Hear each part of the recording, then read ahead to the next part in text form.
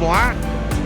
Hari ini pas kita tiba di Mamuju tadi dini hari dan pagi ini kami mulai distribusi bantuan. Ada beras 1 ton kita donasikan ke teman-teman di Gereja Kristen Sulawesi Barat, GKSB, dan Pak Ketua Sinode yang langsung terima.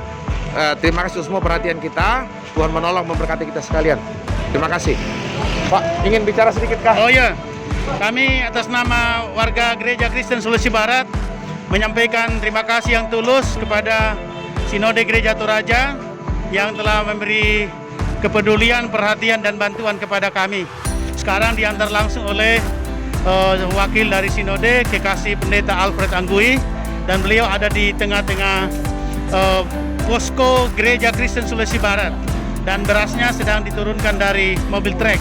Puji Tuhan, terima kasih untuk kawan-kawan seiman yang peduli terhadap kami. Terima kasih.